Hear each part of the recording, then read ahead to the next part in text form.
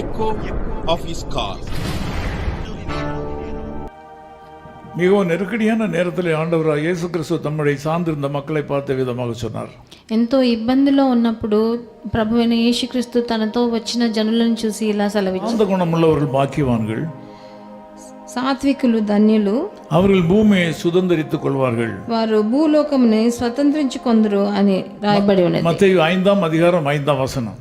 మత్తయి సువార్త 5వ అధికారం 5వ వచనంలో ఇలా సెలవిచ్చారు. இந்த எப்படி இருந்தது என்று கேட்டால், ఈ పరిస్థితి ఎలా ఉండిందంటే அவருடைய ஆரம்ப காலத்தில் இருந்த குற்றம் கண்டுபிடிக்கிறவர்களை சூழ்ந்திருந்தார்கள்.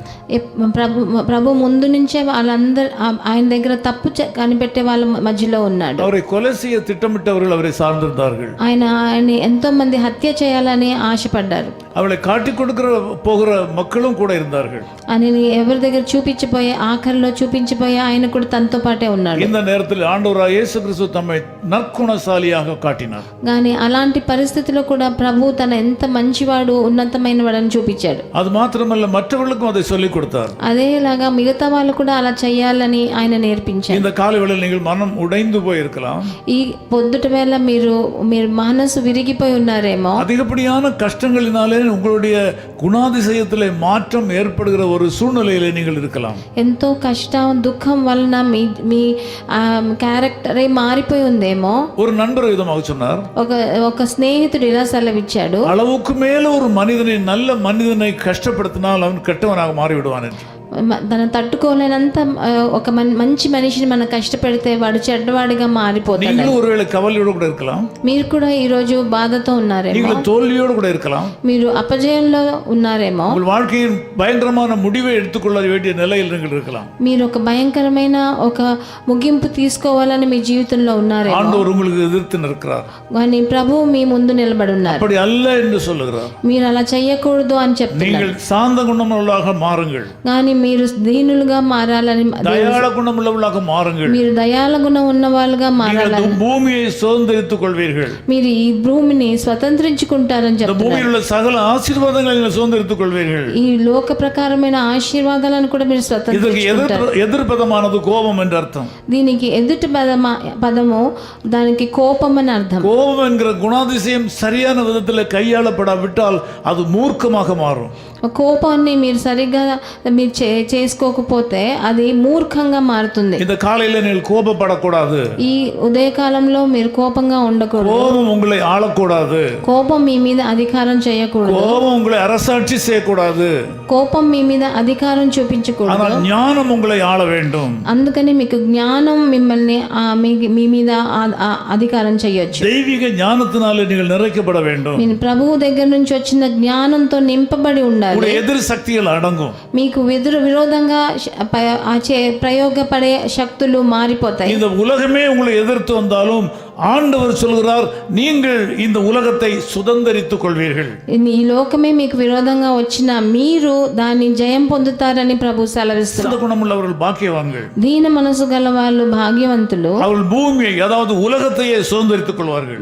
వాళ్ళు భూమి అంటే ఈ లోకాన్ని స్వతంత్రించుకుంటారని చెప్తున్నారు. நீங்கள் நல்லவர்களாக மாறுங்கள். మీరందరూ మంచివారుగా మారండి. சாந்த குணமுள்ள மக்களாக மாறுங்கள். శాంత గుణం ఉన్న వాళ్ళగా మారండి. இது ஆண்டவராகிய இயேசு கிறிஸ்துவின் குணாதிசயம். ఇది ప్రభువైన యేసుక్రీస్తు గుణాతిశయం. ஆண்டவர் எப்படி இந்த உலகத்தை ஜெயித்தாரோ அதே மாதிரி நீங்களும் ஜெயிப்பீர்கள். ప్రభు ఎలా ఈ లోకాన్ని జయించాడో అలాగే మీరు జయిస్తారు. இன்றைக்கு உங்கள் நடவடிக்கைகளில் வெற்றியை காண்பீர்கள். ఈ రోజు మీ నడవడికలలో ఒక జయాన్ని చూస్తారు. நீங்கள் வெற்றி அடைய போவதற்கு அடையாளமாக இன்றைக்கு சில வெற்றிகள் உங்களுக்கு உண்டாகும். మీరు విజయం పొందబోయేదాన్ని చూపించేదానికి ఎన్నో విజయాలు ఈ రోజు మీ జీవితంలో జరుగుతాయి. உங்களை எதிர் நிற்கிறவர்கள் வாய் அடைக்கப்படுவார்கள். మీకు ఎదురు తిరిగిన వాళ్ళు నోరు మూసుకుంటారు. உங்களுக்கு தீமை செய்ய முற்பட்டவர்கள் உங்களிடத்தில் வந்து அடங்குவார்கள். మీకు చెడు చేయాలనుకున్న వాళ్ళు మీ దగ్గరికి వచ్చి మీకు లోబడతారు. கோபத்திலே எந்த தீர்மானமும் எடுக்காதீர்கள். మీరు కోపంగా ఉన్నప్పుడు ఏ తీర్మానాన్ని మీ నిర్ణయాన్ని చేయకండి. இன்றைக்கு தெய்வீக ஞானம் உங்கள் வாழ்க்கையில அரசாட்சி செய்யட்டும். ప్రభువు ఇచ్చే జ్ఞానము మిమ్మల్ని నింపని ఈ రోజు. யாரும் உங்களை ஒன்றும் செய்து விட முடியாது. ఎవరు మిమ్మల్ని ఏమీ చేయలేరు. நீங்கள் இயேசு கிறிஸ்துவின் பாதுகாப்புக்குள்ள இருக்கிறீர்கள். ఎందుకంటే ప్రభువైన యేసుక్రీస్తు మీకు కాపుదలగా ఉన్నాడు. நான் உங்களுக்காக ஜெபிக்கிறேன். నేను మీకోసం ప్రార్థన చేస్తాను. பிதாவே, உங்களுக்கு நன்றி தெரிவிக்கிறோம். ప్రియ తండ్రి, మీకు వందనాలు స్తుతులు. ஆண்டவரே, சாந்த குணமுள்ளவர்கள் பாக்கியவான்கள். సాత్వికులు ధన్యవంతులు అని రాశారు. அவர்கள் பூமியை சுதந்தரித்துக் கொள்வார்கள். వారు ఈ భూమిని స్వతంత్రించుకుంటారని நீர் చెప్పారు. அந்த பூமியை சுதந்தரித்துக் கொண்டீர். మీరు ఈ భూమిని స్వతంత్రించుకున్నారు. இந்த உலகத்தை நீங்கள் ஜெயித்தீர். ఈ లోకాన్ని మీరు విజయం పొందారు. நாங்களும் ஜெயிக்க வேண்டும் என்று விரும்புகிறீர். మేము విజయం పొందాలని మీరు ఆశిస్తున్నారు. இந்த மக்களோட கஷ்டகாலம் மாறுவதாக. ఈ మా జనులని కష్టకాలం అంతా మారిపోనే. நீண்ட காலமாக கஷ்டப்படுகிறார்கள். ఎంతో సంవత్సరాలుగా కష్టపడుతున్నారు. நீண்ட காலமான தீராத வியாதியினால் பாதிக்கப்பட்டிருக்கிறார்கள். ఎంతో మంది చాలా మంది తీరని అనారోగ్యంతో உச்சம் தலை முதல் கால் வரையிலும் இருக்க வியாதிகள் அனைத்தும் மாறி போவதாக. వాళ్ళ తల నుంచి అరికాల వరకు వాళ్ళకున్న అన్ని సమస్యలు అనారోగ్యం మారిపోనే. தலைக்கு உள்ளே இருக்கிற கண்டுபிடிக்க முடியாத இடங்களில் இருக்கிற நுண்ணிய பகுதிகளில் இருக்கிற வியாதிகளை இயேசு கிறிஸ்துவின் நாமத்திலே நான் சுகப்படுத்துகிறேன். వాళ్ళ తలకాయలో ఉన్న లోపల ఉన్న మెదడులో ఉన్న చిన్న చిన్న విషయాలు కూడా ప్రభు అయిన యేసుక్రీస్తు స్పర్శతో వాళ్ళు ఆరోగ్యం చెందని. வாய்க்குள்ளே இருக்கிற தீராத வியாதிகள் இயேசு கிறிஸ்துவின் நாமத்திலே நீக்கப்படுவதாக. వాళ్ళ నోటిలో ఉన్న ఏ వ్యాధి అయినా అది మారిపోనే. குரல் வளையில் இருக்கிற வியாதிகள் மாறுவதாக. వాళ్ళ గొంతులో ఉన్నది ఎలాంటి అనారోగ్యమైనా మారిపోనే. வயிறு பகுதியில் இருக்கிற வியாதிகள் மாறுவதாக. వాళ్ళ కడుపులో ఏదైనా వాళ్ళకి అనారోగ్యం ఉంటే అది మారిపోని తండ్రి. గర్భపైயில் இருக்கிற வியாதிகள் இயேசு கிறிஸ்துவின் நாமத்திலே மாறுவதாக. వాళ్ళ గర్భ సంచిలో ఏదైనా అనారోగ్యం ఉంటే దాంట్లోంచి విడుదలనివ్వండి. இரத்த சோகையில் இருக்கிற வியாதிகள் மாறுவதாக. వాళ్ళ రక్తం తగ్గినందువలన వచ్చే అనారోగ్యంలోంచి వాళ్ళకి విడుదలనివ్వండి. పోకుகள் మారువதாக. వాళ్ళకి చాలా రక్తం పోయి ఆడవాళ్ళకి అలాంటి ప్రాబ్లం మారువதாக.